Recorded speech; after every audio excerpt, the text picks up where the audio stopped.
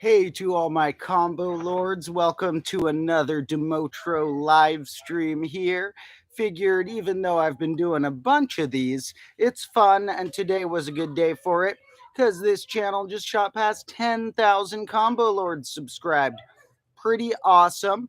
I did always know or believe my channel would eventually go big places because I have big dreams and I work hard for them. But I didn't know that it would happen quite this fast, which is pretty cool because this bonus channel I just started posting the videos. I looked it up, it was 53 days ago. So, and I made the channel less than 2 months ago. Now, I've been posting other short videos online on TikTok and stuff. So, I had been filming some of these since April, but it's still all relatively new. A lot of the ideas were stacked from notes I'd taken over the years, but all this filming was relatively recent. And this bonus channel is quite young, but we've already gotten to that 5-digit mark. Now, of course, 5-digit numbers are only notable in our base 10 way of looking at them because 10,000 isn't that great of a number in terms of divisibility. Doesn't have that many notable traits, 10,000. I mean, you could find some cool traits, but not as many as something like 10,080. So 10,080 is a cooler one that we're probably going to pass at some point during this live stream. And the reason that one's cooler, if you don't know, you could check my highly composite number episode. That's a much more practical 10,000. You know, just to check right here, let's see how many divisors 10,000 versus 10,080 has. Now, you'd think that 80 extra divisors would give you a couple percent more divisors, but it's going to be an insane difference. We'll see where 10,000 really lands on the highly composite number chart. So 10,000 looks like it has 25 divisors from what I look up. Now, to note, divisors, the way most mathematicians use them, does mean the same thing as factors, basically numbers that can divide it in a clean quantity without needing a remainder or decimal or fraction. So 10,000, due to only having 2's and 5's in its prime factorization, a very even number and a very feven number, but not threeven. 10,000 has 25 divisors. Now let's pull up our highly composite numbers list, and we'll see that 10,000 is not very divisible for its size. Now, with the highly composite numbers, you get a 30 divisor number. The lowest number that beats 10,000 in terms of divisors is 720. 720 is more divisible than 10,080. 720 is a great number too, if you haven't caught any mentions of this in my videos, because not only is it 6 factorial, multiplying all the integers through 6, and not only is it highly composite with more factors than anything up to its size, but 720 is exactly how many minutes are in a 12-hour period on a clock. So 720 already beats 10,000 with divisors. And then when you go up to a number about its size, when you go to 10,080, that has 72 divisors. That has almost 3 times as the divisibility as 10,000. So I really only am getting excited about 10,000 because that's easier to draw people's attention in with. If I said, oh, I'm excited about 10,080, they would just think I was being super nitpicky and like, oh, I just passed 80 more. When really 10,080 is the better 10,000. Now, taking a peek at the comments, we just got a lot of congratulations and math love and combo love, which I really appreciate. Everyone who comments on these things and comments on the videos are an extra tier of combo lord out of the viewers, the extra special ones to me. Now, today, for a little celebration on passing, we're going to do some usual combo ranting and chatting about life stories. We're also going to think about, in between some footage I got the other day and the next footage I'm going to film this afternoon, setting up some hyperdice ideas and possibly thinking of some brainstorms of how I'll set up a little art corner for the bit I'm filming later today. Because you see, the episode itself is more a mathematical one, but there were 2 cutscenes that made sense to do in a slightly different way. And one is to bring the art combined with math, and the other is a shot where there was a relation historically between some of the things I'm going to talk about and what's known as the 4 elements. And so, oh, there's still some dirt on the table, still some earth. So we'll see about me getting covered in and surrounded by the four elements there.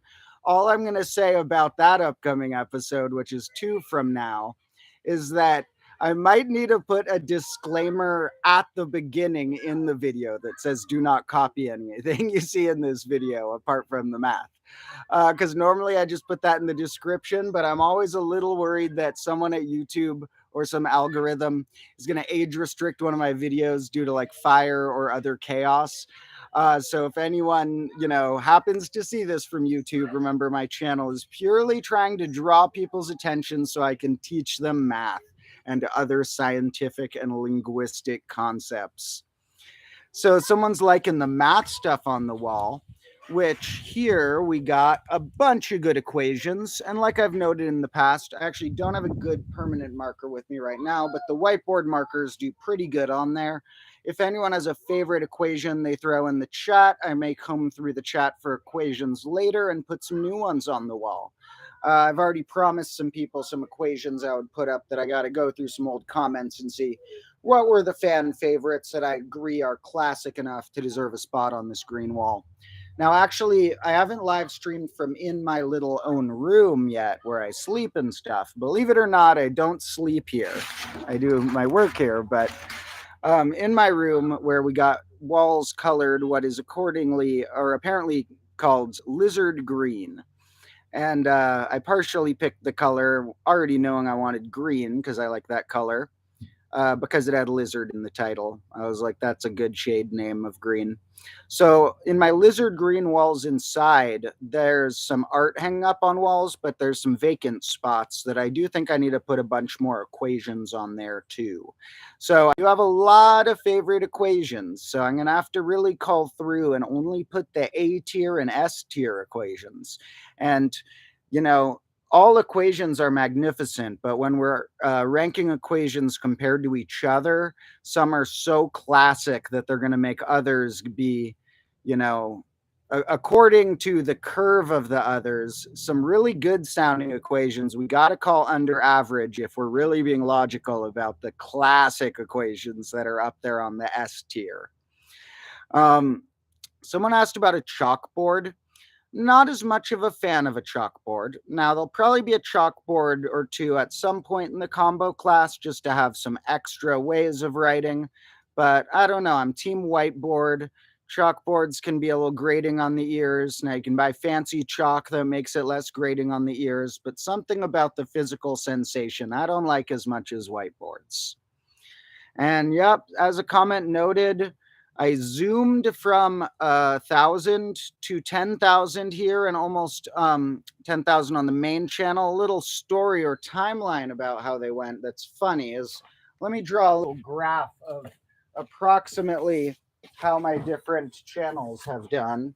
Well, first, I'm going to have to start with videos I've posted on TikTok, and those are going to get the highest line because the TikToks did really good, and there are 32,000 combo lords on there.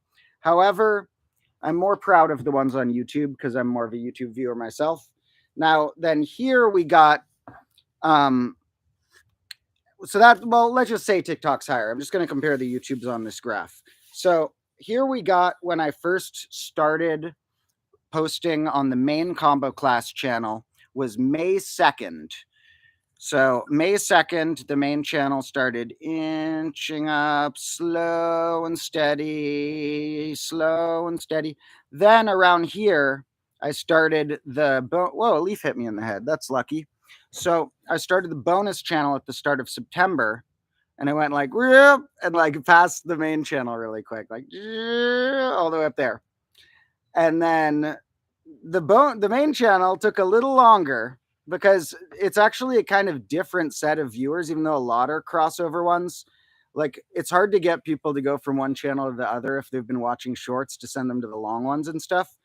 And so here, wasn't until my video about tetration did really good on the main algorithm for longer videos. So it wasn't like because the shorts did really well, unless that helped draw some people, but then one of the videos did really good, and then the algorithm started liking all my videos. So now the main channel is like really close. So they had a funny crossover and catch up and such. And soon I do imagine the main channel is going to pass this one because it's been going faster than this one. But you never know. Sometimes one of the shorts gets like 100,000 views because that algorithm just like feeds people the videos more. Now let's see if anything else is here. We got some equation ones, and we will look back at those later to see if I need to put them on the wall. If I forget, I will look back on the stream chat later to make sure some of the favorite equations do get noted at some point. Now, let's see, equation-wise, do we have any really classic ones I need to mention? I've already kind of shown this wall real quick.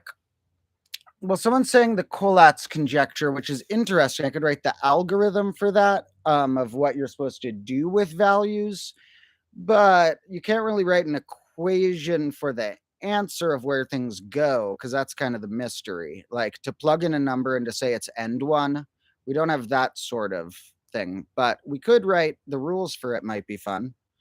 And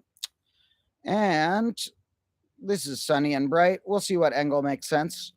I do have good news for any fans of the slightly sillier side of the streams, and that is that as today is somewhat of a celebration stream, I did bring out the extension cord that the super fans may know is how I am able to plug in a bubble machine out here.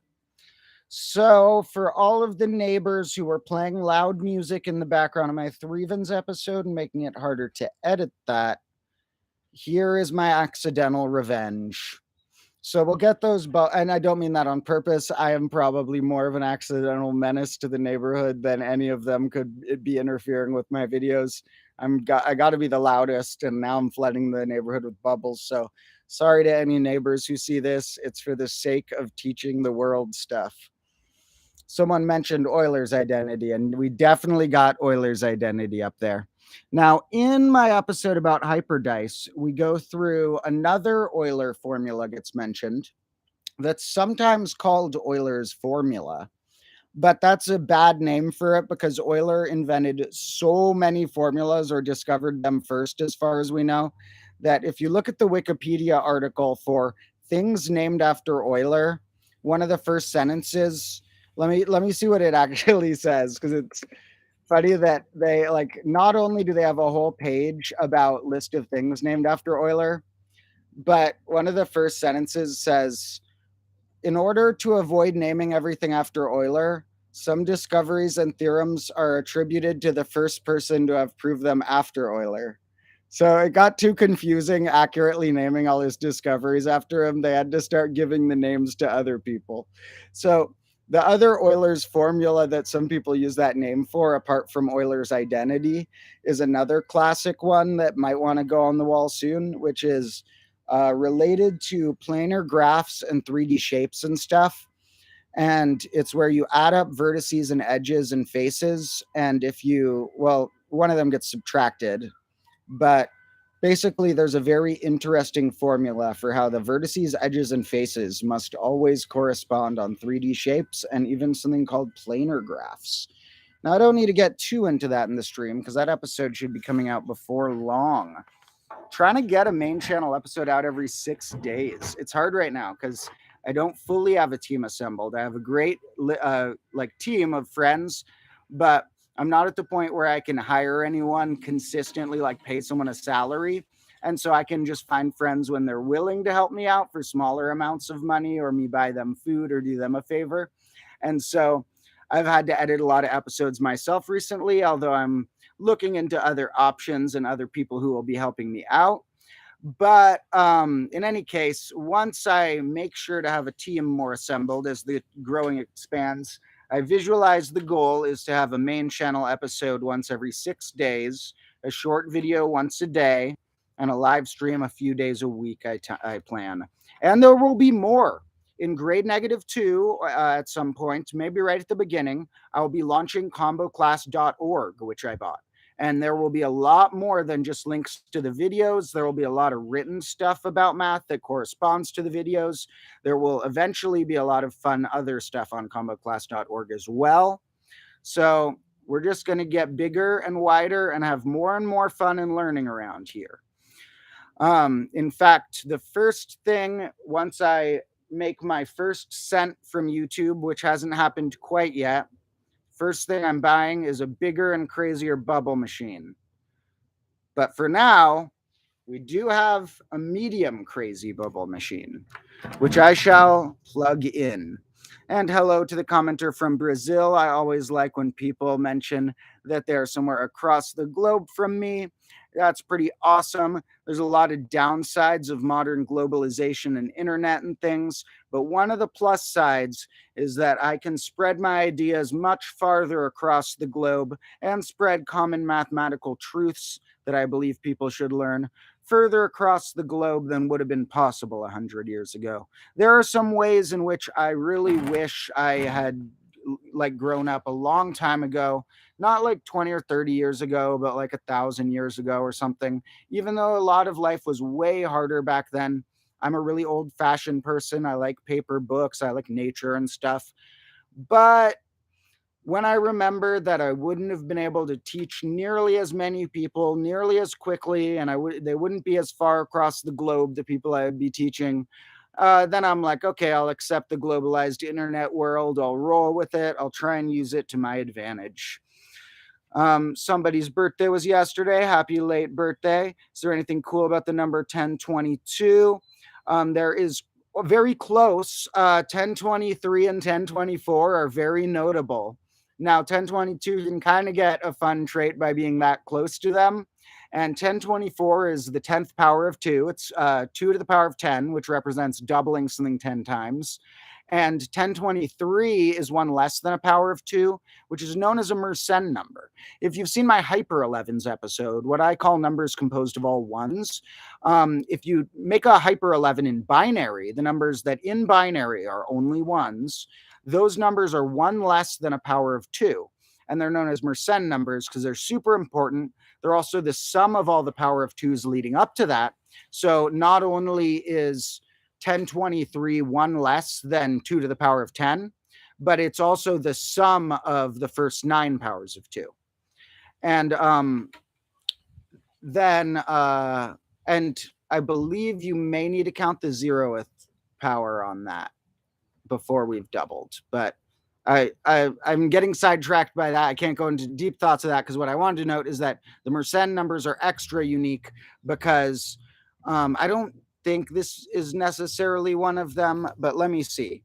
Mersenne primes are extra notable. The biggest primes we've ever discovered as humanity are one less than a power of 2 and are Hyper 11s in binary, and they're known as Mersenne primes. And yeah, unfortunately, it can't. The one under the 10th power can't be a prime because they have a special rule where the one under the 10th power in binary must be divisible by the one under the second power and the one under the 5th power because 10 is divisible by 2 and 5. And they have this meta trait about that. So 1023 is super important, though. It's a Mersenne number. It's cool. 1022 is very close to that. Now, I don't know off the top of my head anything else about 1022, but if anyone ever names a weird favorite number, I'm always happy to look it up and give you my take on what we can find from places like Wikipedia, tell you what I know about any data we're given, and we're going to see if they have any here. Now, they're not going to have a whole article about it, but if we look up the article for 1000, that's going to list some things shortly after 1000, and we'll see what else is here. And this is great. They mention close to the top. It may also be described as the short thousand in historical context because it might be confused with the Germanic concept of the long thousand, 1200. Long thousand is way better. Now, in fact, if you're going around 1200, though, 1296 is the best number around there. That's the highly composite one around there. But 1200 is still far better than 1000. So long 100, though, is the long 100, 120 is one of the greatest numbers of all time. 100 is not. 100 is only practically cool. The best trait about 100 is that it's the square of 10, and 10 is a triangular number. But people think 10's special because it's written 1-0 in our system or that it's 2 times 5. Why does 2 times 5 matter? That's not that important. 2 times 3 is better. So really the best thing about 10 is that it's 1 plus 2 plus 3 plus 4. Still 6 is better because 6 is 1 plus 2 plus 3 or 1 times 2 times 3.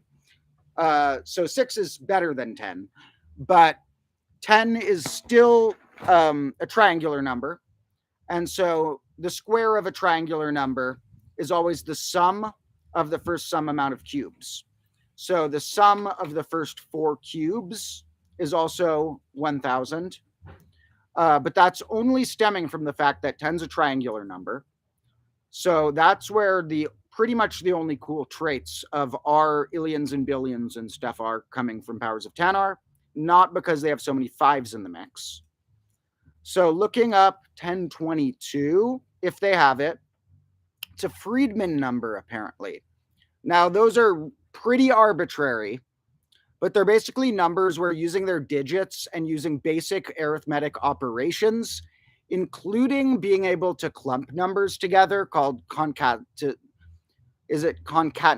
or something? It's called something like that when you clump the numbers together.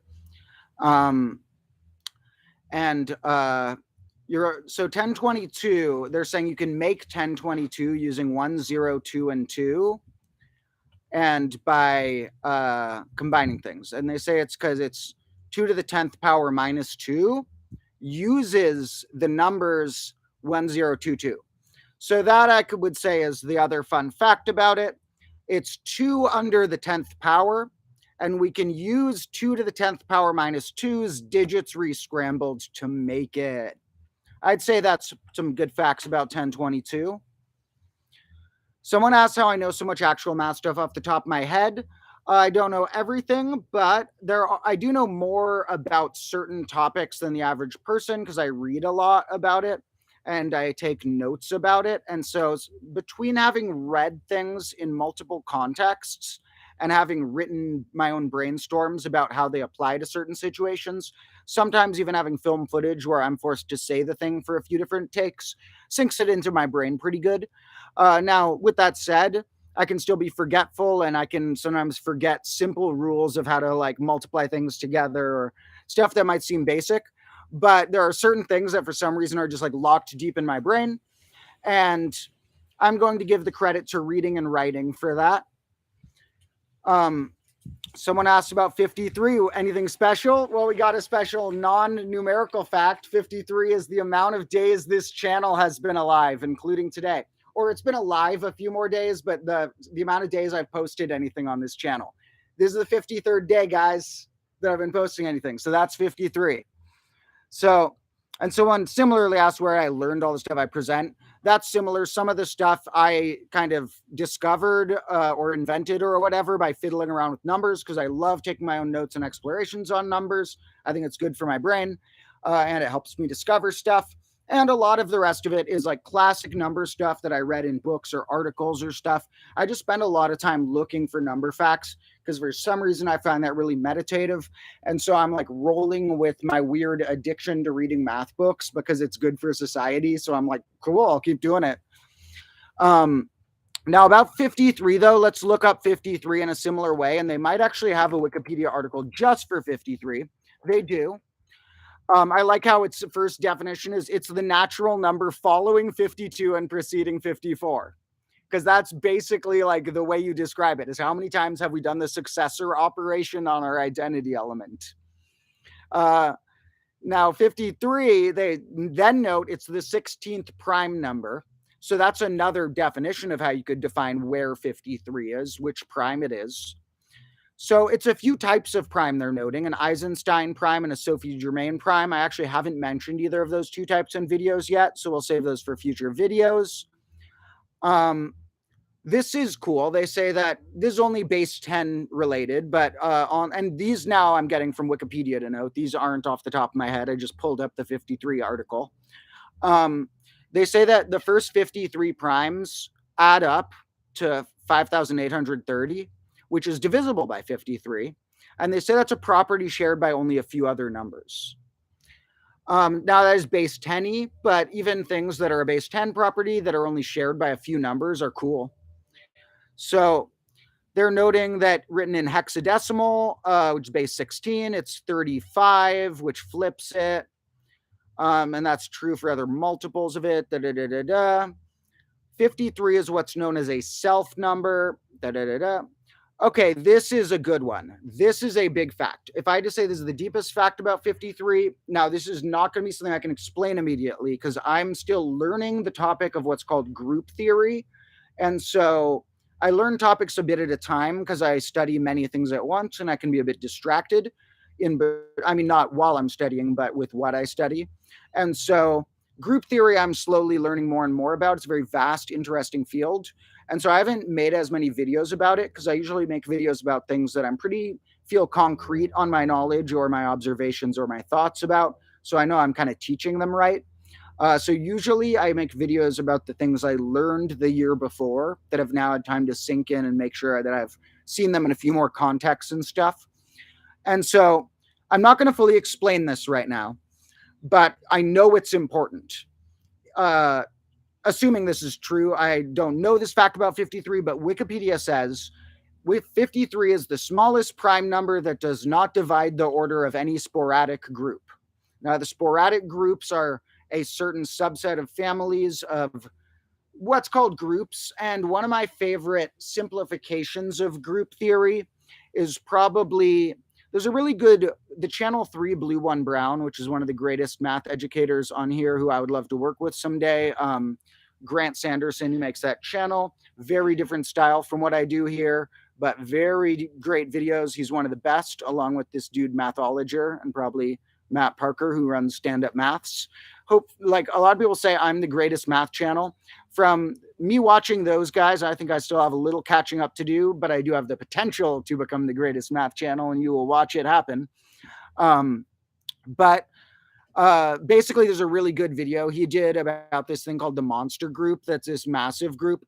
And he kind of simplifies the group theory by showing different types of symmetry of objects, which is a very common way of trying to describe what a group is. Because a group is really like almost a table of interactions that lead back to other interactions.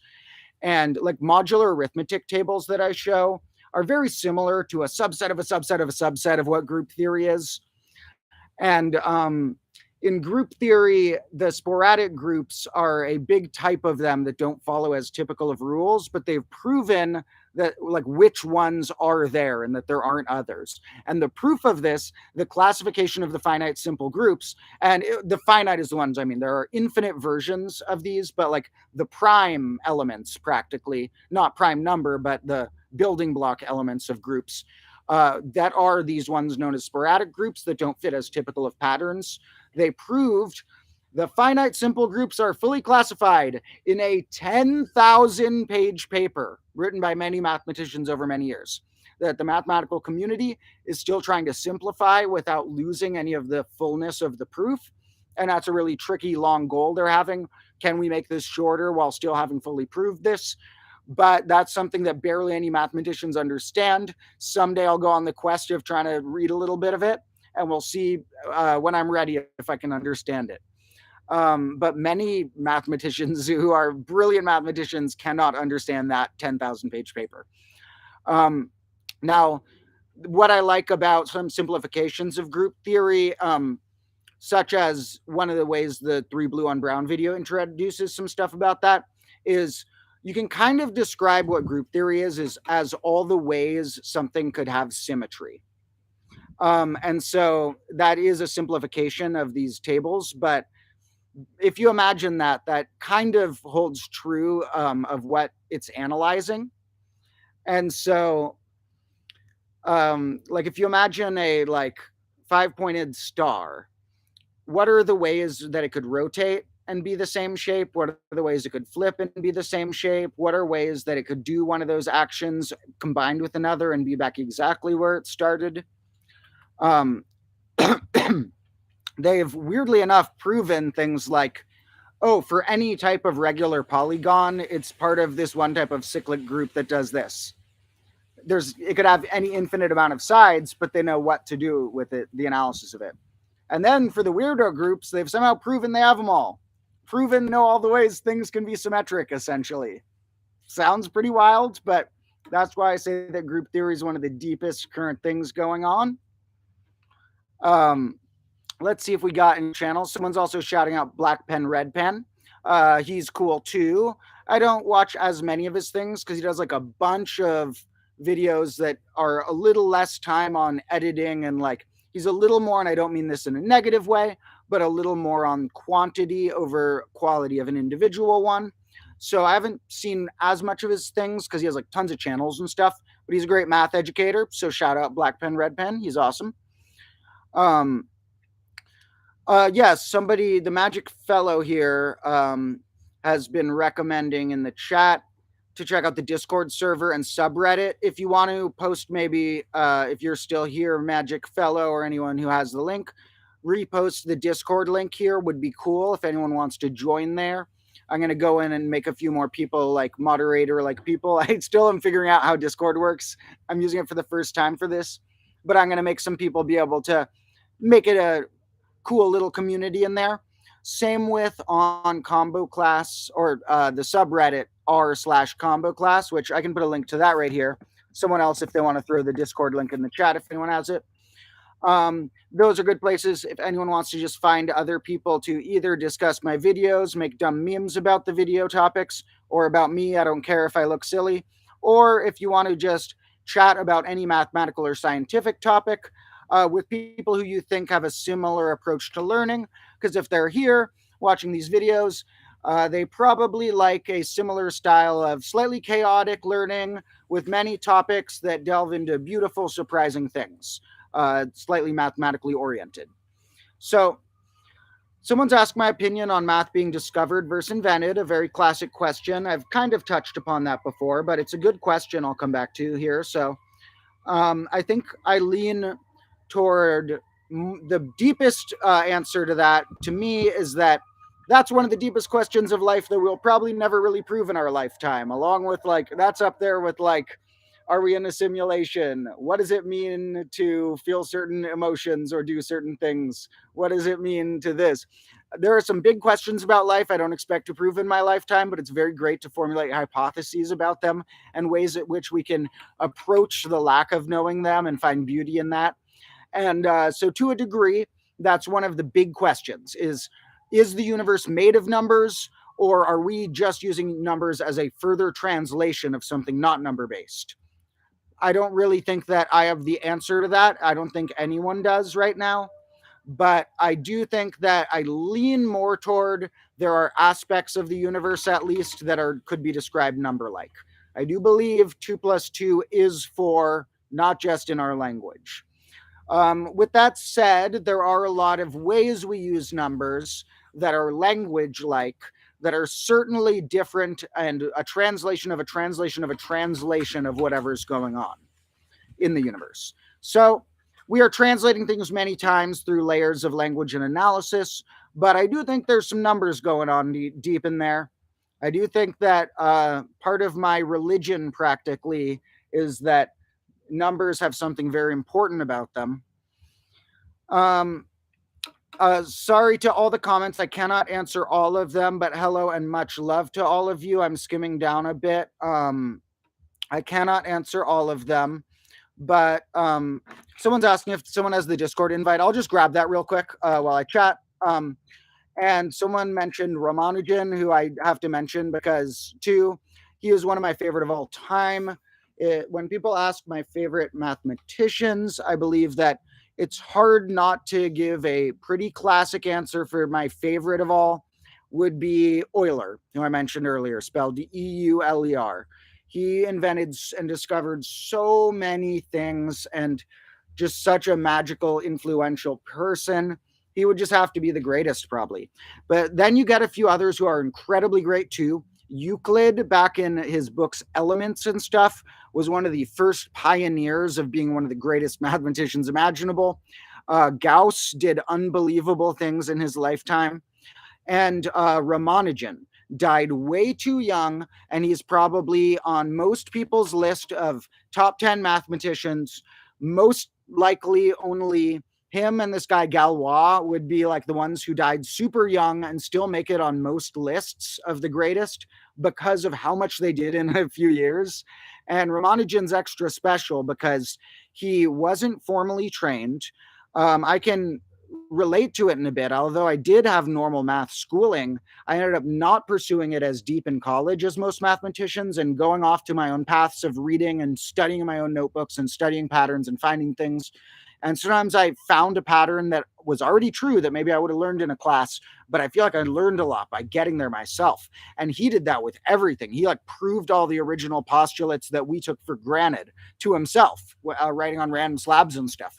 And so he did so much crazy stuff, and most people didn't even understand that his stuff was true because it was so ahead of its time. These infinite series that equal pi and wild things that are so elaborate that it took until he talked to this guy, G.H. Hardy, who recognized his brilliance and invited him to move over and like start formalizing with other mathematicians. And Ramanujan died really young, and they ended up finding this lost notebook that continued the legacy of what he had. Well, a bunch of lost papers they call the lost notebook, that ended up continuing the legacy of things he had discovered ahead of his time. And there are still things that he discovered that, like, if he hadn't, I don't know if anyone now would have still, years and years later, because they're so a weird equation that turns out to be true, like taken out of the depths of the universe somewhere. And he even claimed that some of them were given to him by goddesses in his dreams. He was super religious, and nobody really knows like how the hell Ramanujan came up with a lot of this stuff. He was just a brilliant, strange mind.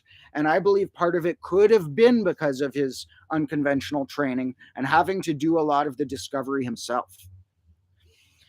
So, oh, I forgot to get the Discord invite when I was talking about great mathematicians. Here it is. One sec. I'm still figuring out everything that works with apps like this because I really don't use many apps. I already used Reddit before all of this combo class communication stuff, but I had never live streamed on YouTube. I had never used Discord. So you're going to have to forgive me when I act super old fashioned about things and stumble my way through. Someday I'll have a classroom assistant to handle that. And my classroom assistants will get really fun jobs, like just throwing dice at me and spraying me with the hose and stuff. And then you guys will get funnier videos too. That kind of happened the other day with my 4 elements thing. I just got a friend to, I was like, hey, do you want to throw a bunch of dirt at me? Do you want to, like, if I light myself on fire, spray me with the hose right after? And they're like, sure. Where's the way to do an invite to this? Sorry, I am so bad at figuring out stuff like this. There's got to be an invite here really close. So I'll give up soon. Don't worry. I won't waste any time here. Already starting to waste time. Someone else is gonna, okay, top left. Invite people. You're right. It's top left. All right. Here we go for anyone who wants to join along with the second tier of combo heads who are on places like Discord or Reddit or my comment sections or these stream sections too, are all the second tier of combo lords that are in on the communications and get extra sneak previews from me and stuff. You know, I will at some point have some special meetings just for my top tier combo lords. And like in the future, if I have something like a Patreon, if people want to donate, they will be able to come to those secret meetings possibly, but it will also be for the people who've been all along commenting, who I recognize the names of, who've helped me out spread the dream. So in the future, I may even give on Zoom, like I do some of my private lessons, may give some streams just for like a dozen of you guys. So that'd be a rare thing. You know, if you get in on some discussions and help me out, you may become part of an even more inner combo team. But anyone who just wants to help out in any way, just commenting on all of my videos and sharing them to friends will help enough for now. So, someone's saying, oh, yeah, we got a mention for Paul Erdős. Technically, I think it's pronounced Erdős or something like that, even though it looks like Erdős. He is one of my favorites because he loved questions and puzzles, and he would put bounties, like cash prizes, to solve random questions he had. So he would be like, if any mathematician can solve this, I'll give him $100 because I want to know the answer to it. And so even after he died, there's still a bunch of unsolved problems that are credited to him because he kind of either invented or popularized some question that we're still wondering about. He was great because he was curious and invented a lot of cool things and had a very strange, interesting life if you read about him. Strange habits, insane guy, very busy worker on math, and very cool. One of my favorites, and under a slightly similar vein of more modern mathematicians who had a really fun take on things and their experimentation led to deep results, is John Conway, another one of my favorites.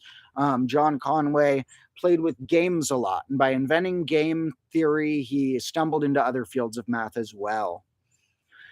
So, looking through some more comments.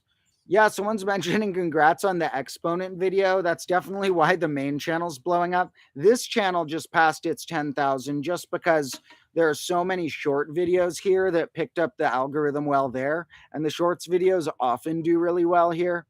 Some of them got like 500,000 views, but on the main channel, which I'm much more proud of, the tetration video flew up like 2 weeks ago, and that is pretty awesome because when people have either stayed into one of my streams or watched some of my full episodes, I feel more like they fully know me and they're like a real fan. So yeah, we also got a shorts fans here. Don't worry, I like making the shorts too. They're very fun.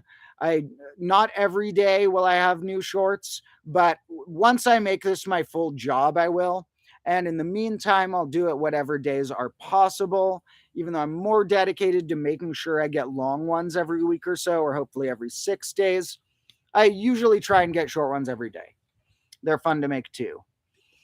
So, any other questions in the comments before we do some more ranting or looking around the classroom or things like some math on a whiteboard or writing some equations on the wall or a little celebration?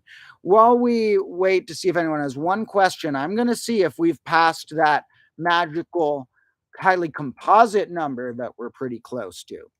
And right now on this channel, we got 10,060 subscribers and 20 more till we hit our 10,080. And that's the real number that I'm going to be proud of passing here today, because that is our special, highly composite number with 72 divisors, more ways to be divided than any smaller number. Yep, definitely including 10,000, which we went into earlier, kind of sucks. And so 10,080 will come soon. And I'll check in a little bit when that happens. Maybe I will bust open a sparkling water and eat this guava in my pocket. I got a guava from one of the front trees. The figs are starting to be done, but the guavas are becoming ready. And what I do, as I showed in one short, is that they fall on the ground when they're perfectly ripe, and we have grass under them, so they're good. They fall. And if a squirrel doesn't decide to eat them first, they're perfectly great on the ground. You know they're ripe when they fell. Then, if you want one and you can't find any on the ground, I give the tree branch a good little shake, and any ripe ones fall right off. So just give it a little shake, pluck them off the ground, or if they're already on the ground, you gotta not be scared of fruit that you find on the ground. Gotta also not be scared of cutting around a little wormhole or bug hole. You know, a lot of my apples in my yard got a little bug bite here or there. Doesn't make it an unusable apple. Some people freak out about nature, but nature is good. So, you know, this classroom may look like nature to you guys, but I'm going to be filming more in like the deep woods and stuff because I feel a deep connection to nature more than the city. So I'm going to sometime drag out my whiteboards to be by like a river by the woods and do some lessons there, because nature is part of the combo class mythology. It's part of why I'm here and why I have all these thoughts. Nature has taught me a lot. So remember, everyone, when in doubt, take a walk in the woods if you can find some woods near you, or by a stream. You will find it refreshing. And yeah, someone said 3 million views. That's just for the shorts. You know, YouTube doesn't let you even monetize any of those shorts. They're going to change that next year, but there's nothing I can do about trying to make money or anything off those 3 million. But it has pointed a lot of people toward my main channel and my streams. So awesome. And it's taught a lot of people stuff. So awesome. So Yeah, the short algorithm works really well. Um, this guava I'll save for a little bit. Someone's saying I should do a pi amount of 100,000 subscribers. They have faith I'll get there. I have faith I'll get there too. That may be a subscriber special, but to be honest, pi's decimal representation amount of 100,000s is really base 10y. It's like 100,000 times the decimal representation in base 10 of pi. So I would rather do one based on pi's continued fraction. Now, I made a full episode about that last week for those who don't know what I mean, but the continued fraction version of it is base independent.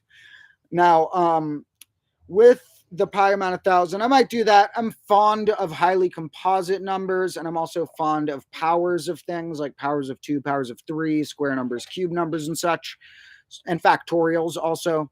So I imagine my subscriber specials will, I mean, this one I named after the arbitrary 10K because that was easy to put in the title, but I'm probably going to do most of my real subscriber specials at, if they're based on a number, at either a factorial, a highly composite, or a, which the factorials and highly composites line up for the first 7 factorials, or at something other like a perfect power of a number, or a really special prime or something. I don't know. But really, I want to more so just do like big specials at like, I didn't get a Halloween special in time this year. It's pretty unlikely I'll have a full Halloween episode. There's a chance, but more likely it'll just be a live stream and a normal episode around Halloween that's not themed on that. But some years, for some grades of combo class, like in grade -2 or something, I want to do a bunch of like holiday specials. So you'll often see like an April Fool's special or like a Halloween special or stuff like that. You also may see stuff on like anniversaries of like when it's been exactly a year of when I've been posting somewhere. That might get a special thing.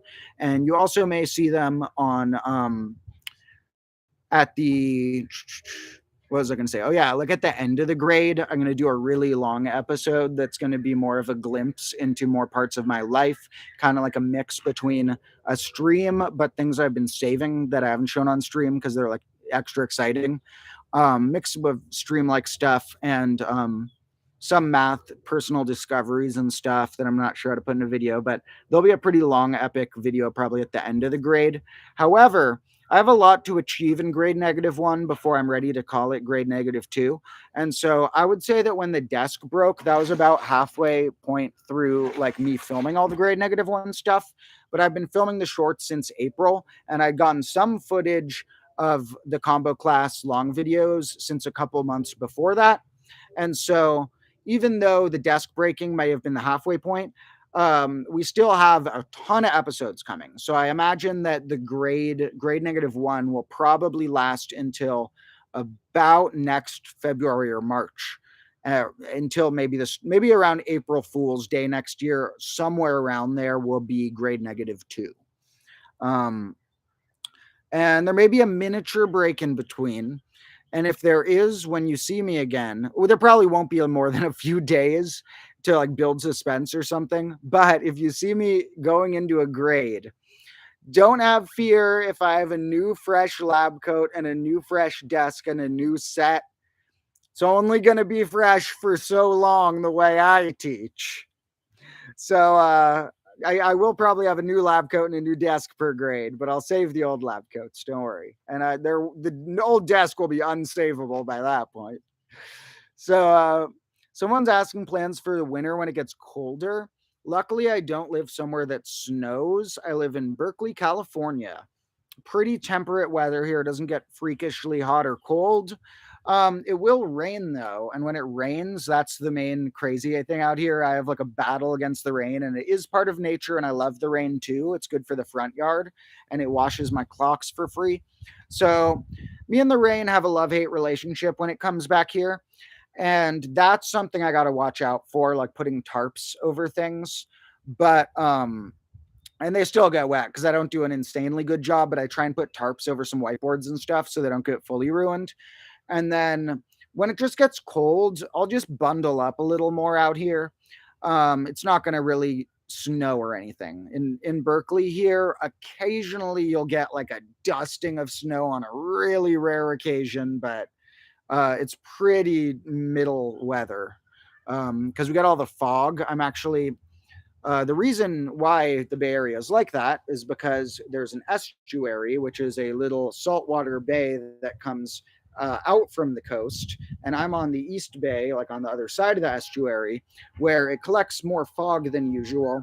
And the fog kind of billows over and cools things off. Sometimes there's even fog around here. And down by the marina, there really is. Now, I haven't been able to get into nature much because I've gotten 2 hip surgeries in the past 7 months.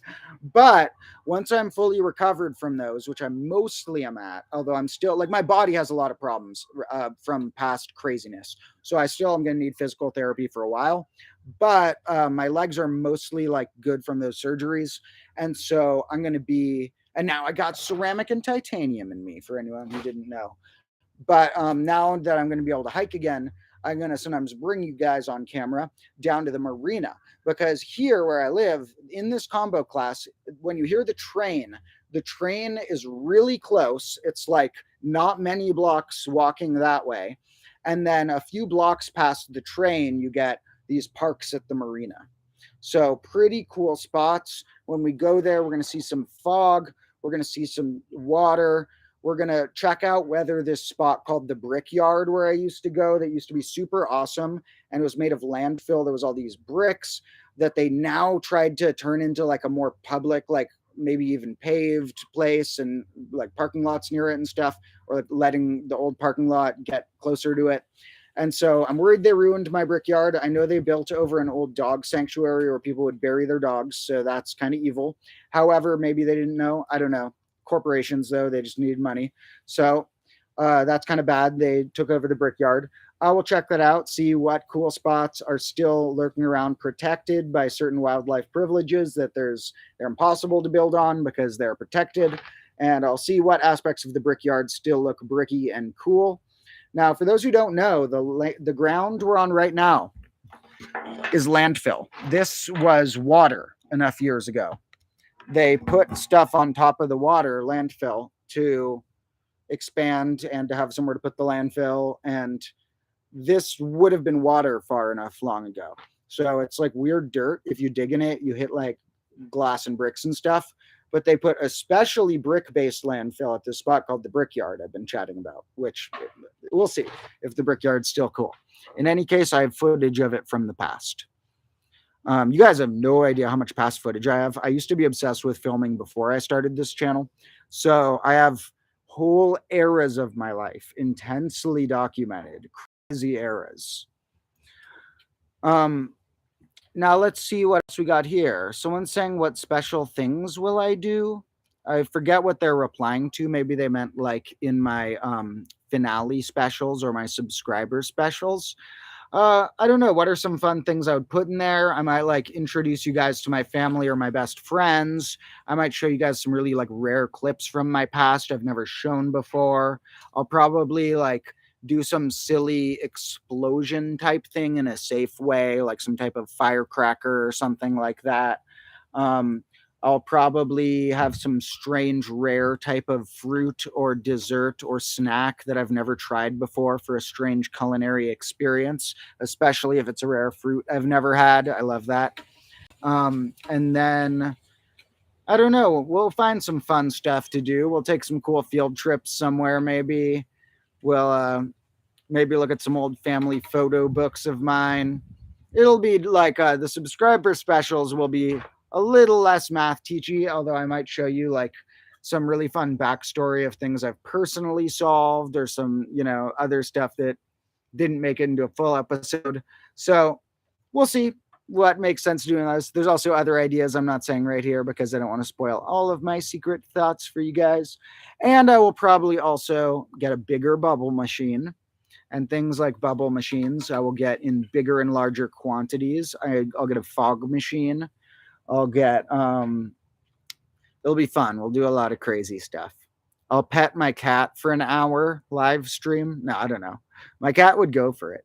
I was petting my cat right before this live stream. His stomach is so soft. So someone's asking if I've considered doing a live show or meetup. Yeah, I've definitely considered that. So A live show would be pretty cool because I actually play music too, and I know a few magic tricks, and there's a lot of fun random things I could show you guys. Um, So maybe a live show would be cool sometime. As far as a fan meetup, if I ever know that I have enough like super fans who live close enough to the Bay Area or in California already, I would consider doing that at like some park around here. There are some nice parks we could always meet at. If people are interested, they can always let me know. Now, if any single one of you happens to live not far from the Bay Area and you want to help me at the classroom, which would just be for free, it's I right now only have a very limited budget to pay editors and cameramen and for props. But if anyone wants to help me for free around here, like while I film an episode, like hold microphones or throw stuff at me, you can always email me at combouniversity@gmail, because I'm always willing to invite some super fan to visit here if it was for the intention of them giving an extra hand on deck while I'm filming stuff. Or even just if somebody wants to come and hang a bunch more clocks here. Um, Now, what I actually was thinking of doing too is starting like a PO box for people to send their broken clocks and stuff. But I don't know if PO boxes will allow like big enough things like that. I need to look into it because the bigger the clock, the better. And how big of a clock would the PO box allow? So I might do various things like that in the future. Like I mentioned, I also might do something in the future, like starting a Patreon where some of the tiers on it allow you to come to a private type of stream where it would just be a Zoom call between me and like 10 or 20 of you guys. And you'd have some time to ask questions after or whatever. And that would be, depending on how many people were interested and how much money they wanted to pay, that'd be either once a month or once a week. Now, I actually do have private students too. I have a relatively full schedule right now, but if anyone really wanted me to teach them crazy math stuff one on one through Zoom and wanted to pay like $50 per lesson for like 30, 40 minutes, you can always email me for that too. My rates are sometimes even a little cheaper than that, but my schedule is kind of full right now. Um, but if you like really want some one-on-one lessons, you can always email me for that too. Um, so if people ever want to, find ways to interact closer with me, whether it's visiting the classroom or one-on-one things like that, that can happen along with the expansion. I really love my combo community. I have some really great friends around here, but I can also be lonely at times. So I love chatting with you guys, and meetups and stuff could be fun too as well. So, someone's asking how long I've been interested in magic tricks. For pretty much my whole life, I've liked doing weird little tricks with cards and stuff like that. They relate to math often because I'm not like a king of sleight of hand, where like I'm not the king of like, hey guys, there's no guavas anywhere, and all of a sudden, hey guys, there's a guava right there. Um, but I can invent tricks using math or study tricks others have invented using math. So cards are good for that. There are math tricks you can do with cards, and I'm going to make whole episodes about that.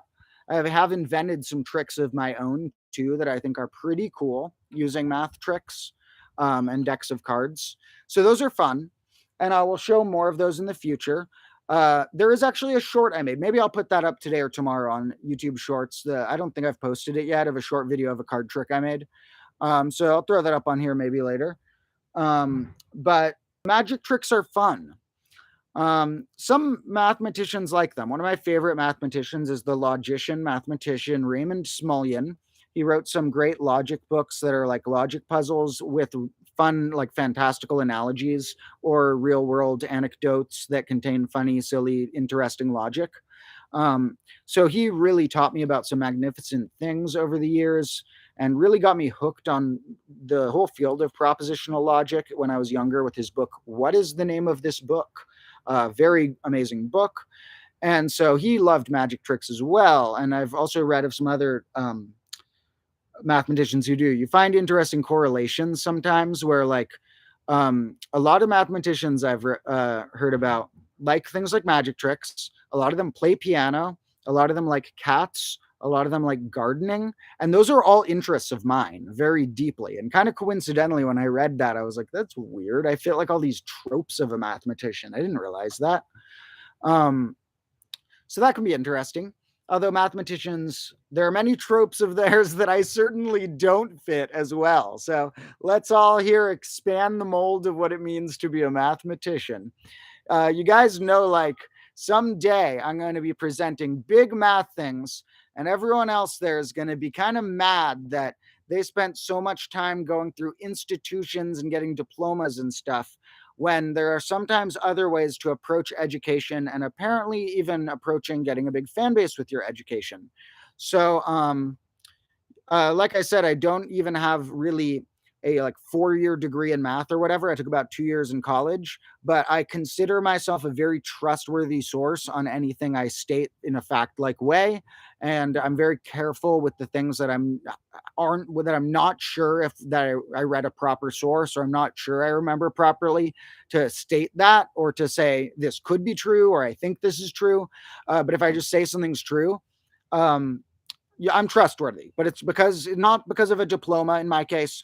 It is because I have read and written an insane amount, made an insane amount of writing and videos about it to polish what I know as well, and just like become a trustworthy source in a different way. And that's part of why I don't teach things until usually the year after I learned them, to make sure they're really sunk in the right way. So, someone's mentioning books about math magic tricks. I'll probably get more into those at some point. I've always like I go through weird phases where I get obsessed with a little hobby and I have a lot of fun with it. And like once every couple years, I become obsessed with card tricks for 2 weeks. It's really random and funny. It just happens. So at some point in the next 2 years, there will come a little 2 week span where I'm like obsessed with card tricks. And I'll probably read a bunch about them and invent a few during that. Someone's saying if I had to pick one, what's my favorite math fact? I can't right now off the top of my head state one that I'm going to say is my favorite. That's too intense and magical. Like my channel's practically about math facts. So I can't just say one is my favorite. If I had to say one of my favorite simple identities, it's that 1 + 2 + 3 equals 1 × 2 × 3. I think that's a very fundamental, great identity. So that one's pretty deep to my heart. And favorite math fact, I can't really pick one to assign it to because that's just such a deep thing. Right now, I would say my favorite fact that I've presented in the past month, out of my full videos, my favorite thing I've shown in terms of a singular fact is that the square root of 2, we're used to it having no period in its decimal and being unpredictable of a decimal. That is true in any base we would write the decimal in. But if you write it as an infinite continued fraction, it is periodic and has a pattern that you can write in a finite, very simple way. So the square root of 2 and other square roots, if instead of writing them as a decimal, like for some reason we were taught, you write as an infinite fraction, are actually periodic and easier to describe. So that's my favorite fact I've presented in the past 2 weeks, probably. And I guess a sillier fact, my favorite fact of my Threvens episode is that, my favorite math fact out of that is that in 1/3 of all numerical bases, Threvens have the superpower where their digit sum adds to a Threven. And in the other thirds of bases, they have their own other superpowers. And my favorite less mathematical fact there that's still math at heart is that tertiary colors and onward layers of adding new colors are all going to be Threven amounts. Someone's asking if I like other kinds of magic, like Magic the Gathering. Yeah, I love that. I haven't played it in a long time, but I still have my cards somewhere in my closet. I think they got a little like smushed and dented in moving them over the years, but I'll make sure that I get some of them out and retry it again sometime. I actually loved that for a few years. I had a phase as a kid where I loved to invent my own card games. I have many of my own homemade cards for games. And then when I found Magic the Gathering, it was my favorite someone else's card game. So I'd go to these drafts where you'd like go pay $10 at some place and you like get packs of the cards, draft them with people, try and win the draft by building a deck and playing each other. And I really loved those. And I would like collect a bunch and play with my friends, hold Magic the Gathering nights where my friends would come over and play with our decks. So that was a big hobby of mine in middle school. I haven't done it in a while, but I love them. I actually read a bunch of books they wrote about it too. They had a whole series. I don't know if they still do. And when I was playing it way back in the day, since this was a while ago, for any Magic heads out there, it was the realm called Mirrodin was one of the ones, and the ones before that I think were called Onslaught and Odyssey or something. Those might have been spread out a little bit, like either the Onslaught or the Odyssey saga, and then the Mirrodin saga, and then there's one called the Kamigawa saga or something. Those were some of the main eras I was playing that. But yeah, someone's also like asking about Rubik's cubes. Another one that Rubik's cubes. Every 3 years, like magic tricks, I go through my own little 2-week phase where I'm obsessed with relearning Rubik's cubes. And I'm like, relearn an algorithm and then get down to being able to do it in a little over a minute and then not do it in a long time and forget the algorithm.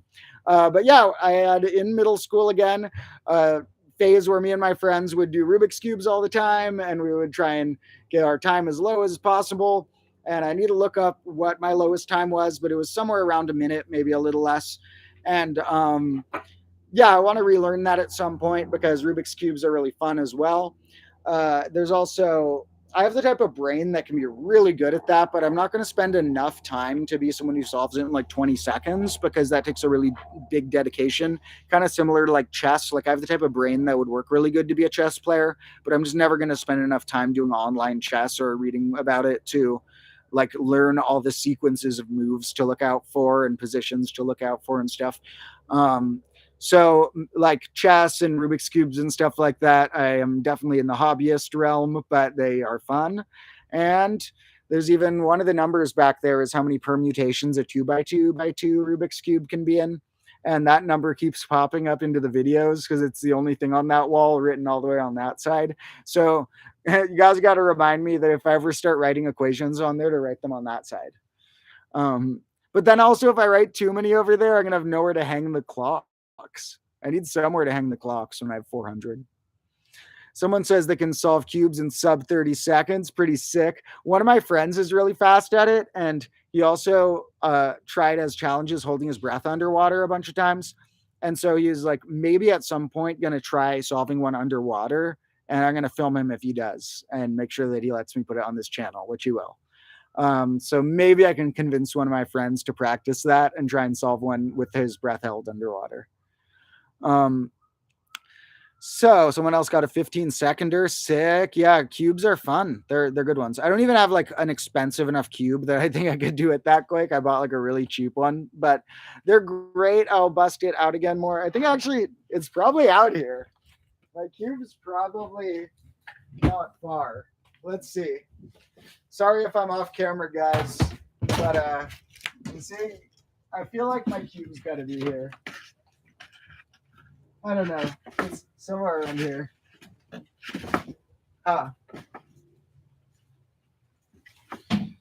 Okay, back around. Guys, the vortex is accumulating a lot of dirt. For those who forgot or who weren't here last time, now that my desk is slanted, one by one, I will put a classroom item there and it will slide down to the spot at the bottom of it. So the spot at the bottom of it, if I don't clean it every once in a while, will eventually accumulate everything in this classroom. Like it's in mathematically, if everything in the classroom at some point I'll set on the desk, and everything in the classroom when set on the desk will slide down, it seems mathematical and logical that if I don't clean the vortex, this classroom will be empty and everything will be down there. Now, I have cleaned it not that long ago, but there are definitely clocks and dirt down there. I got all the broken glass, though. Take care to whoever has to go. Love all you guys. Someone saying the cheap Chinese-made cubes are better than official Rubik's cubes. Good to know, because that's what I got.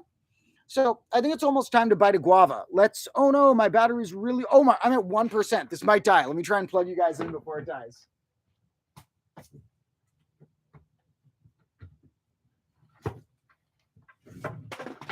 All right, come on. All right, we're plugged in. It still might die if it does. Bye. I love you guys. It's at 1%. Oh my God, I caught that just in time. Whoa. Okay, so I'm going to, just in case it dies, say, if it leaves and this is the end, I love all you combo lords. You're awesome. Stay tuned for new episodes and make sure you checked out the new 3-in-1. Luckily, I think it seems no, it's not charging right. What's going on? This fell out. Oh no.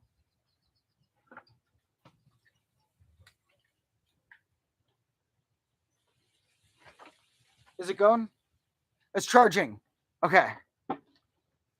The chaotic energy on this stream, yeah, I think like 50% of my streams are gonna have pretty chaotic energy because like half the time I come in with a topic I want to share or a story I want to share, and like half the time I come in today where I'm like, oh, it's 10,000 subscribers, let's do a stream in an hour, let's rant about some stuff. uh Someone's asking if I've done D&D. I haven't really done D&D much, but as a kid, I was really into like those make believe games with friends, even up through like practically middle school, where you like invent a realm and you're like, what do you do next? Then you meet this. So, me and my friends, when we were like in elementary school and stuff, especially, were like so deep into when we hung out, being like, one of us would make a fictional world, the other would play. We didn't really use dice and stuff as much, but that was a really fun thing. So I'll probably try D&D at some point for fun, but probably not gonna like read enough about it to host my own ones. But D&D seems fun. If I ever do it, you guys know I already got the dice for it. Now, here's a guava. Let's look on the inside. This is one of the fruits, for those who don't know, that you can eat the peel. A lot of fruits, people ignore the peel and assume you never want to eat it. Even for fruits where the peel you just want to eat maybe some of the time. There's a fruit I'd say you want to eat the peel some of the time because the inside tastes a little better and sweeter. The peel's almost a little minty. It's a little close to bitter almost, but it can be good with the peel in a way. But often, if I recommended it to someone to try for the first time, I'd say maybe bite it without the peel, cut it open or something. So when I eat them, I often go like part peel. Like the first bite, I'll just get a bunch of peel. Then I'll kind of like scrape it out with my teeth so you're not getting all the peel. You know, squirrels, when they get these, don't like the peel. They bite off the top and then they like hollow it out practically. They get everything but the peel. Now, guavas like this are not actually technical guavas the way that like uh, strawberries aren't berries botanically. Botanically, this is a pineapple guava or a feijoa.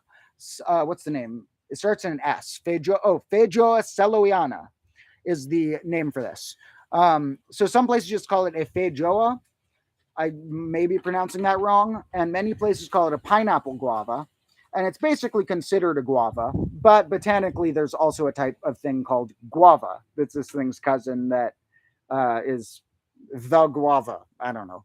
So, but as we've read in briefly, and I've shared, and I'll share more detail in a full episode about the fruit and vegetable conspiracy before long. Botanical terms are very surprisingly different than the cultural terms we're used to. Now, someone said they just found the bonus channel, then found the main one too. Awesome. Like everyone here probably knows, the main, if anyone needs to recommend this to like friends or whatever, the main channel is my main thing I'm trying to spread. I want the main channel shown in classrooms and played at parties. I want the main channel to go everywhere. And the bonus channel is really fun when it goes everywhere too. So I love doing random things here. And as we've seen, the shorts do well enough that this has more subscribers than the other currently, but it may pass before long. But it's good having a bonus channel for me so I can do things like these streams and just have more fun without being perfectionist about it. I like to be a little perfectionist on my main channel videos. I used to be too much, but now I'm just trying to be just enough. So let's see what else. Some guava time comments. I think it's guava time. So we'll take a bite and look on the inside. These are good, interesting fruits. They're very tropical tasting. Does taste a little pineapple-y and almost a hint of like what maybe loquats taste like if you've ever had those. Mm-hmm. Here you got the nice interior, very mushy. So like now I'm just gonna eat some of the inside, and that's really sweet and good.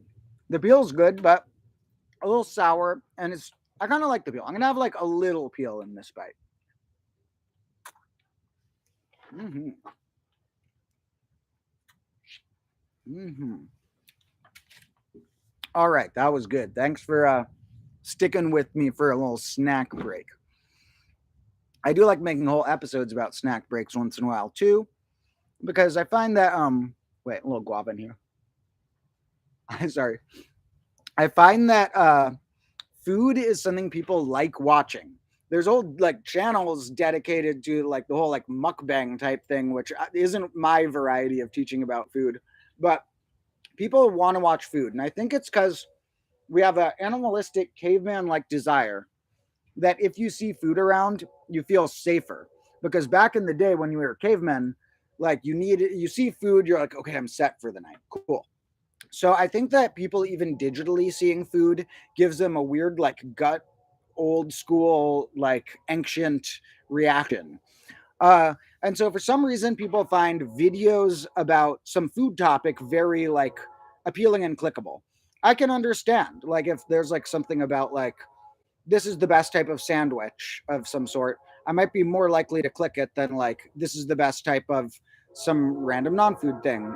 Who knows? There's different topics, but in any case, I like once in a while making like let's investigate some particular fruit or type of fruit or some particular food or some type of food. And one of the ones coming up for a snack break is going to be making a 7-hour egg, which is this change of state that occurs in eggs when you hard boil them for long enough. And I don't mean when their yolk gets like rubbery and hard, I mean after that. And I'm also not talking about the things called century eggs that are fermented. I mean, just like a really long cooking in a slow cooker of an egg generates this thing called a 7-hour egg. And we're going to look at the physics of each stage of egg. I'll also probably eat a raw egg in that one just for you guys because I need to test each stage of egg to see how they taste in comparison. So, logically, to make the full graph, if I'm going to be like eating a 4-minute egg, eating a half-hour egg, eating a 7-hour egg, I need to eat a 0-minute egg, which wasn't cooked. So, I'll do it for you guys. Someone says they're so used to eating lemon lime peels, you forget most people don't. Yep. Lime actually is a little bitter. I don't always go for the lime, even though it is pretty good, but lemon peel. Not only the zest part, the zest part's bitter, but in a good way, like bitter or sweet, but the white pithy part, that's actually really good. It has like a mild hint of sweetness, hint of fragrance, but it's really mild and it offsets the lemon. And if you get a good lemon, a lemon's sweet. It tastes like sour candy with a good one. And if you take a bite with all of it, you get bittersweet, kind of blandish with a little hint of like flavor, and then this sour, sweet. And a bite of a good lemon with the peel is really good. Now, I've had my lemon eating days, and you guys don't even know that one of the flashback footages I'll show you before long in a lemon peel conspiracy episode is I used to like challenging myself to see how many lemons could I eat in a row fully with the peel. And I got up to about 3. So I have footage of me eating 3 lemons in a row with the peels. So I'll show you guys that. Someone saying orange and grapefruit peel is too bitter. It's true. Orange and grapefruit are not as good of peels as lemon. Lemon actually is the winner of the citrus peels that I've tested. And that is going to be the theme of that snack break when that comes up. It's not just going to be lemon, it's going to be the citrus peel conspiracy episode. So apart from snack breaks, the other thing I wanted to check, I guess, is whether we've hit my highly composite number of combo lords yet. So, and 2 more combo lords have to subscribe. We're at 10,078. Watch everyone unsubscribe right now for this reason. But I was worried that when I posted the video that's like, hey guys, thanks for 10,000, which was a short video I just posted, that was right when I hit 10,000. So I was like, what if there's some people who only follow for the math and unfollow because they didn't care about my thank you message? That'll look pretty dumb if I post the video and it makes me dip back under 10K. Luckily, that didn't happen. More people were coming in than if any were coming out.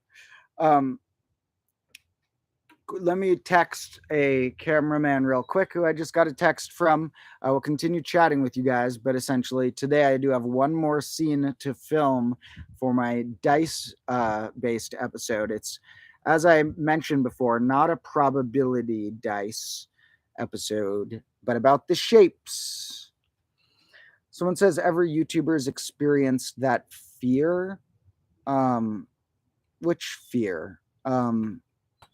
I'm not sure which one you mean, which fear. Sorry if I ever mention something in a stream and then someone answers a comment that responds to something I just was talking about. And I'm like, what does that comment mean? I've done that with numbers before where I like ask you guys a question and then someone comments it. And then when I'm going through the chat later, I'm like, why'd someone comment 40,000? And then they're like, but it was the number you asked. So sorry if I do that. I can get very like sidetracked when I'm trying to keep my stream lively. I keep my brain ready to jump on my next subject to chat about so I can forget what the last one was. Someone saying, oh, dip under the milestone when you post a subscriber special. Yeah, that's probably something everyone's worried about, to dip back under. Luckily, we have many more milestones to hit that I see in the future at some point. And the TikTok page is at 32,000. But like I said, I don't use TikTok apart from posting on there and looking at one or two pages of other math channels who have like befriended the owners of. And so I don't know. I'm way more proud of the people who are here. So someone's saying mangoes are a great snack, and yes, they are. Now I will make a fruit tier list someday in one of these streams of my opinions on the best fruits. And mangoes, it's going to be really debatable. I'll probably put them S tier. They might have to go A tier because there's some fruits I really love. And what I actually often do is friends of mine know that it's very likely that if I'm chatting to somebody and I haven't asked them this before, even if everyone else in the room I've already asked this, I really like asking people what their favorite 10 fruits are. And it sounds like a lot, but when you start listing fruits, 10 is actually not many. You start having to cut yourself off. And so, I mean, if you like fruits as much as you should. So when I ask people that, they're always baffled when I like instantly can name my top 10 current fruits. And when I feel like, oh, I got to throw in an 11th, I can't not mention this one. I got to throw in a 12th, I can't not mention that. It gets really hard, especially when if you include fruits that are considered vegetables but are technically fruits. It's like tomato is really useful in cooking, avocado's great. And what about like lemon? Like that might have to be on the top fruits list, not for the amount it's good when you bite it, even though I love that too, that biting sensation, but like when you factor in its cooking too. So like if you're judging like pure usefulness versus pure bite, or if you're counting the vegetables, it's a different question. But some of my favorite fruits that are gonna make it on my list when I give you guys a more formalized version or tier list or whatever are, I love some of the berries, and I don't mean botanical berries right now, I mean cultural. When I was a kid, one of my first words was berry, Betty. And I would like go around because my parents would take me on walks in nature, and I was obsessed with looking for berries because they were like cool little parts of a plant that had this special trait about them. Even the ones I couldn't eat that I knew would be like maybe poison for me, but a bird could eat. I was obsessed with looking for berries. And so I have this special bond with berries. And this, I do mean cultural berries, not botanically necessarily. And so some of my top favorite fruits would include a blueberry, a strawberry, and a raspberry, along with a cherry, although it's not technically a berry. And I might give the number one spot to cherry. And people who don't understand cherries and think that they have too much pit haven't had the good cherries, because good cherries, the pit's like 10% of it. So cherries are great around here in California. You can go to places where it actually costs a little more almost than buying normal cherries, because maybe because they make you pay for the experience or because it's so organic or something. But you can go pick cherries yourself and then like check out and buy them. And going to those you pick cherry places is like one of the most fun things ever. If you go to one that has like cool looking trees and doesn't look too like commercialized and stuff, you can just like pick cherries. It's super fun. So also like there are blackberry bushes, and I wasn't putting those on the ranking, but I'm not sure if that's just because I'm so used to them that they don't seem as like interesting in a special way. Because where I grew up in California here, there's like billions of blackberry bushes. They'll take over our yard if you're not careful. And so if I go down to the marina, where I'll show you guys later, there's a few weeks where there are places you can go and get as many blackberries as you want. There's endless amounts of blackberries in the bushes. And so I've had that experience with blackberries, and it's magical, just filling up buckets while you eat them. But I want to have that experience with blueberries and raspberries and stuff. Someday I'll go to like Maine or something and go to a blueberry or raspberry field on some island or something, and I'll be in heaven then. So those are some of my favorite fruits, and mango might get there too. Someone mentioned mango. I really also like persimmons, but there's two types of persimmon. I don't mean the long ones. Those ones like make your mouth all dry if you don't eat them when they're like either like the perfect type of the perfect state of ripeness, or you cook them or freeze them or something. Those long persimmons are actually my enemy because everyone thinks I mean those when I talk about persimmons. And if I had a tree of them near me once and I tried to eat it and they make your mouth all dry. I mean the flat persimmons. Those things are so good and interesting, and they're like a subtle flavor I could eat like an endless amount of. Also, tangerines are pretty great. That's like one of the citruses of its own. Like it gives you like the orange type of vibe, in my opinion, a slightly better way than an orange. I'm sure I'm missing some other fruits too, but those are definitely some of the ones that I would just like have to shout out. Now, I also really like lychees, or as some call them, lychees. Those have a really interesting rare flavor, and there are other things in their family similar called these ones called longans. I may be mispronouncing these ones called rambutans or rambutans or something like that. And those ones are my favorite, maybe because the rambutans, however you pronounce it, are these spiky red ones that they look spiky, but it's soft spikes. But when you cut them open, it looks like a lychee inside. Someone's also shouting kiwi. I love kiwi. The only reason I wouldn't necessarily put it on my top 10 is because I think I have what a lot of people have, which is a mild allergic reaction to it. That's what happens when your mouth gets tingly when you eat certain foods, is a mild allergic reaction. And I get that from kiwi a bit. Like it's relatively common that some people get that. And so if I eat a bunch of kiwi, my mouth feels kind of weird, but kiwi tastes so good that I might have to put it on my list. Kiwi is actually another fruit that you can eat the skin of. There will definitely be a kiwi conspiracy episode. I have great kiwi footage. I have footage of me eating kiwis whole. I have footage of what's called kiwi berries. I have footage of these double mutant kiwis that came together. I have a lot of kiwi footage. So someone's saying pineapple pieces got them through their sickness. Now, pineapple is a whole level beyond an allergic reaction. You know, pineapple contains a compound that very fresh pineapple, and this goes away if you leave the pineapple sitting for a little bit, but very freshly cut pineapple has a compound in it that can digest proteins and is actually eating away at your mouth in a not necessarily dangerous way. When pineapple stings your mouth, it's eating you. So just warning, it's not that it's eating you in a way you won't grow back or anything. You know, it's probably completely fine. But pineapple has this crazy compound in it that like digests you a little bit. Got a math tutor who got to dip. Thank you for joining. Someone doesn't like the taste of pineapple. I like pineapple, but you know, these pineapple guavas give you that pineapple taste in a kind of even more interesting way. So, are there any other, before I move on, I'm sure I'm missing some fruits that I need to shout out. So I'm just going to look at a list of fruits, and I'm going to say if there's any other like ones that I put up in S tier. So the figs out there are good, but they're kind of intense. They're this particular type of super sweet flavor that I can't put them that high. I forgot stone fruits apart from cherry for some reason. So peaches and apricots and versions of things like that, like maybe nectarines, are top tier. I don't know if I put nectarines top tier, but peaches and apricots are top tier fruits. Now they also have like peaches have two types, like white peaches and yellow peaches, both amazing. If I had to pick, I'd go for a yellow peach. If I had to be on a desert island and get one type, I'd go for the best yellow peaches over the best white peaches. But the white peaches have their own subtlety that's great.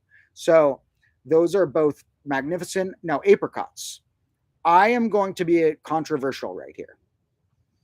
I used to rank apricots at about my 5th or 8th or so best favorite fruit. A lot of people tried to talk me out of them even being that high because they said, well, you know, you get a mushy apricot sometimes, and that's kind of bad. Mushy apricot can be kind of sucky. But I'm going to judge based on a good apricot, meaning a 90th to 100th percentile apricot. Well, I think that good apricots have this flavor that I could eat endless of that's so majestic and simple and great that I'm going to make the controversial decision and say that apricots are the second greatest fruit after cherries. Now, that was something that took me a long time to come to terms with because not many people rank them that high.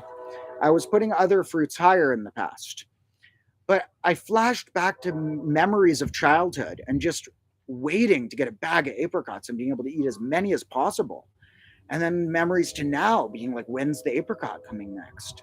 So I'm going this temporary ranking: cherry, apricot, strawberry, blueberry, mango, raspberry, persimmon, peach, maybe snuck a little higher, lemon. If you count the vegetable like ones, we'll throw tomato and avocado around there. Cucumber's a great vegetable one too. Fun fact, cucumber's a berry. I mean, obviously not a cultural berry, but a botanical one. Botanically, a berry just means a fruit grown from a single ovary. So, hello, Drew, and whoa, watermelon. What am I doing? Okay, yeah. Adjust the rankings. Hold the horses. Watermelon gets snuck up to the 5th spot after cherry, apricot, blueberry, and strawberry. Watermelon gets next. Watermelon may be tied with blueberry there. Strawberries too. Took me a while to come to terms with the fact that I think that they may be the third best fruit. A good strawberry is great, and they're making them bigger these days. Now, that sounds like an old-timey crazy person thing to say. They're making the fruit bigger these days, but they are. Genetic breeding, and a lot of people are like, we shouldn't genetically breed fruit. All of the good fruit was selectively bred. If you want non-selectively bred corn, get ready for it to look like wheat, because that's what it used to look like before we bred it over decades. You want, any of your fruits would be pretty wimpy and terrible looking. They were like all seeds and rinds. Now, you look at old paintings, is how we know what some old fruits look like because they didn't have photos. But in old paintings, watermelons always looked terrible. They always looked like they were all rind and had these weird big rindy bits in the middle. And that's because they looked like that in the past. We bred them until they were all big and juicy. So one thing I'm looking forward to is them making fruits even bigger in the future, because I want to eat a blueberry with a fork and a knife. So yeah, it's really fun. Look up sometimes if you guys are interested. I'll put this in a video in the future. I do have video plans to make one of my snack break episodes be fruits and vegetables used to suck back in the day. But if you look up, there are some articles that have pictures about that I've seen that show you our guesses from paintings and such of what different things used to look like, even as recent as less than 1,000 years ago. Someone saying gratitude. I don't know if that's in reference to anything, but whether or not, let's all be gracious. Always good to appreciate things. Let's do our thank you for the live stream. Thank you to any aliens who may be watching. Thank you to any simulation creators who may have programmed this. Thank you to any god or gods who may be out there. And thank you to all the natural patterns that we know exist. And thank you to all of you. And thank you to myself. I don't give thanks ever. I'm going to add that in. So thank you, everyone. Let's see if we've passed our highly composite number. Seems likely. And the channel is now at exactly 10,080. We're at our highly composite number. All right, let's bust open a little sparkling water because, as my super fans may know, to go into too much detail yet on it, but I used to be an alcoholic and I haven't drank in more than a year. So, people like that sometimes grow to like sparkling water. Even though these have like no flavor, I like the meme where it's joking that like this flavor called orange is something like flavor of smelling an orange in the next room. Flavor of licking something colored orange. They're pretty subtle. Also, fun fact. So I should make a short video about this soon to tell more people. I'll make a short about this, but there's a debate over how you pronounce this. And a lot of people say that it's La Croix. Now, Actually, those people are kind of just being wannabe fancy because the creator of this said it's pronounced LaCroix. Just so you guys know. You can pronounce it either way you want. I don't care. But LaCroix is definitely further from what it was named, maybe closer to certain language interpretations of it. So maybe if you want to try and pronounce it closer to an original language it would fit in, that's better. I need to research that more. But that's a little fun fact. So highly composite numbers. I don't think this one's a superior highly composite. Those have a special rule. There's like some special highly composites. Yeah. This one's twice the last superior one. This one is twice 7 factorial, the number we're at right now. So let's imagine that 7 factorial, next 8 factorial adds to 7 factorial that we've now multiplied it by 3 more 2's in the prime factorization. And we've gotten one of those 2's. So to get to 8 factorial, we just need to double twice more. That's a lot. It's also no longer highly composite. The highly composite list and the factorials separate after that point. And I may have to bring this up in the next 3-even episode, believe it or not, because let me give you guys a little sneak preview. Why do the highly composites and the factorials diverge? Because the factorials become not 3-even enough to beat the highly composites. So the highly composite that ends up beating 8 factorials because it has more 3's in it. So there you go. 3-evens are even more divisible than factorials. So let me have a sip of this and put this down. I love all of you guys. I'm going to probably stream until maximum 3 o'clock because my friend is coming at 3:30. Let me give you a little clue of what we're going to film.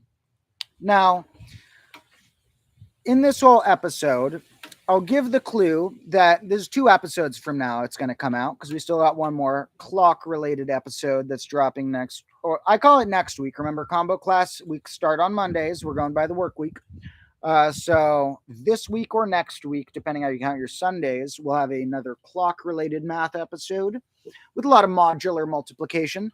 And then I'm finishing up the one to drop after that, which when I got coated in dirt and fire and stuff like that, that was to demonstrate an element that the 4 elements have historically with some very classic shapes.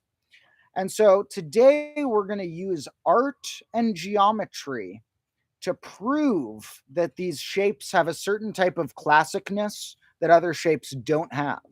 So I'm essentially going to need to get a bunch of construction paper, scissors, and tape and stuff. And I'm going to need to create things like this and like at least a corner of each of the 5 most important types of dice. Tetrahedrons, also known as triangular pyramids, cubes, octahedrons, those are the 8-sided ones. And you got to watch my episode to learn how octahedrons and cubes are secretly each other's anti-twin. And then you get this one is what's called, dodecahedron comes in there. Dodecahedron's a cool one. Those managed to make a pentagon wrap around right. And then you're going to get your icosahedrons, a name some people know less, but those are the 20-sided ones. So any D&D heads out there, remember to bust out the term icosahedron at your next session. So, dodecahedron is a good one. You know, it has a lot of 3-even qualities, of course, because it has 12 faces, things like that.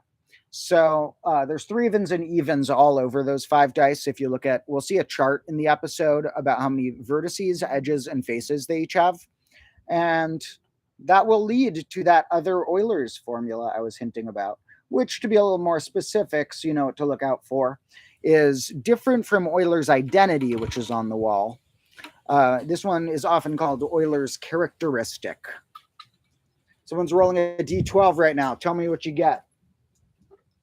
I was looking for one, but believe it or not, even though I bought 1,400 dice total, and many of them were variety packs, including other non-cubes, sometimes they got so scattered all around the classroom and buried and stuff that sometimes I can't find a specific type of one. And I'm digging through like 500 cubes in the dirt. Like, where is my dodecahedron?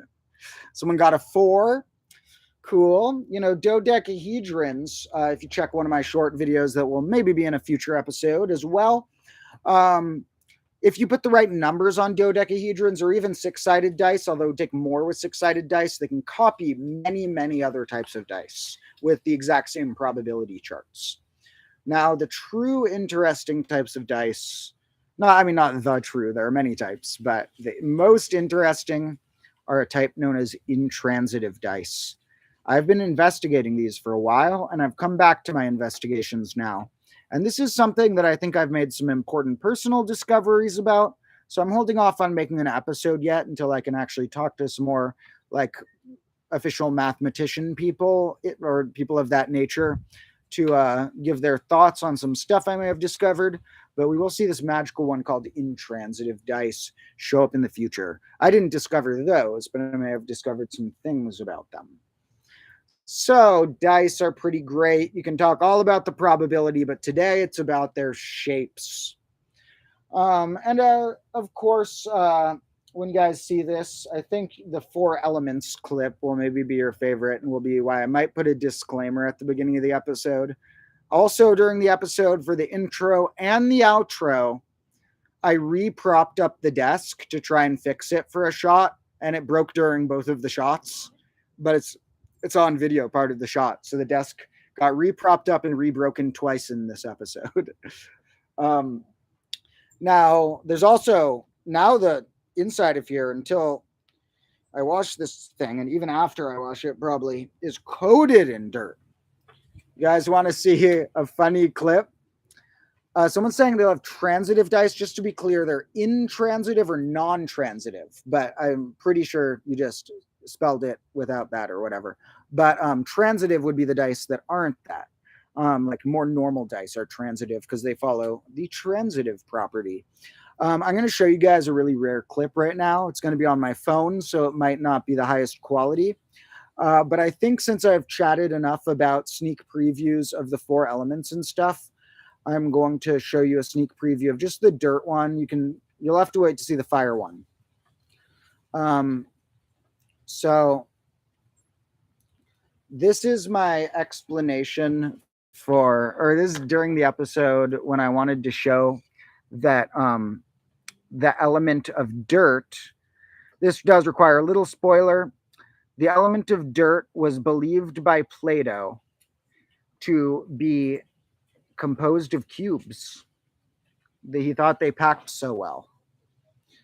The old philosopher Plato. He also believed that other elements had a correlation with other perfect dice shapes, like tetrahedrons, the pointy ones being what fire was made of.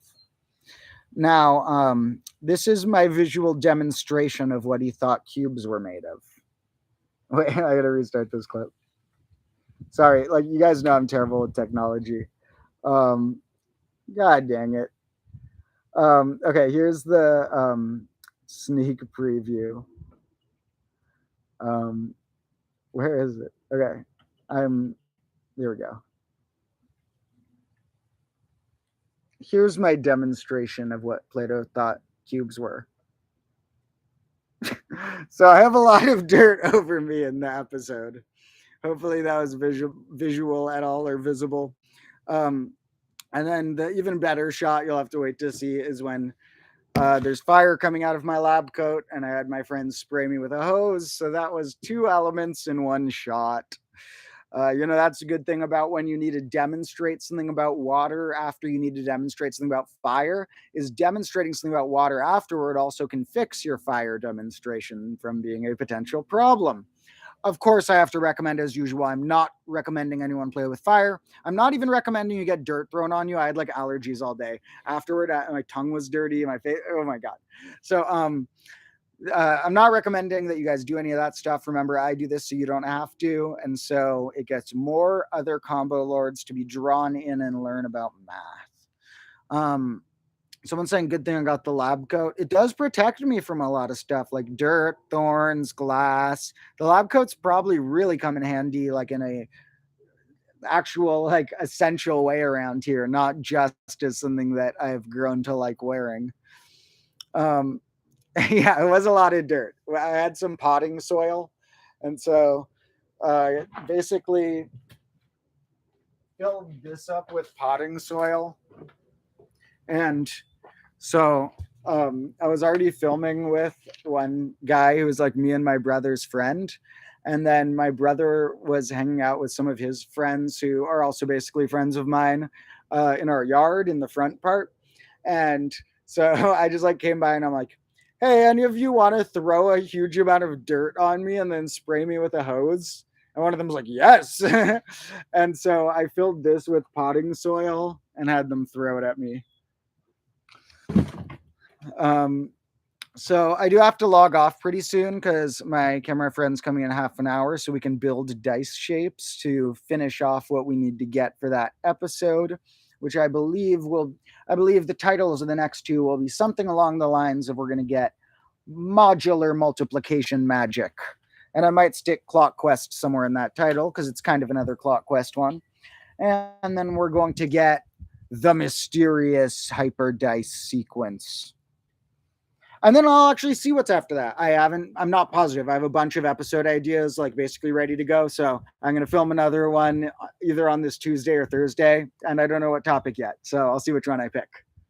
Might be one about factorials. We got that coming pretty soon. And I want to call that one Factorial Fact Tutorial, or maybe Factorial Fact Factory. Now the lab coat has all the dirt on it, by the way, on mostly the inside because I was wearing it inside out.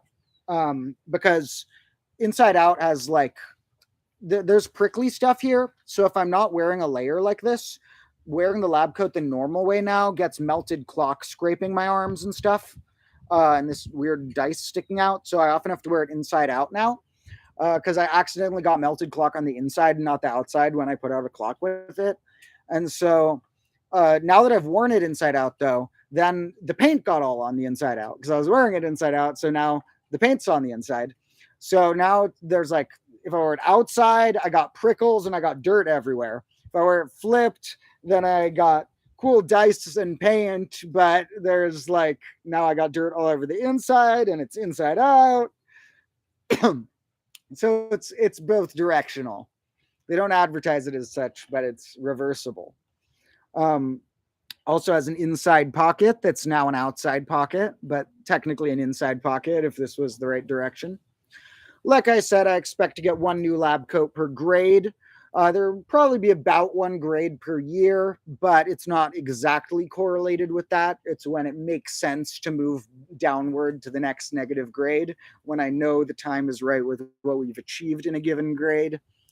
So don't worry. This coat will be basically destroyed by the time I replace it. B, I'll wear it for old time's sake every once in a while still. And eventually, I'll have a special closet in a house somewhere that's just coat hangers with all of the grades lab coats.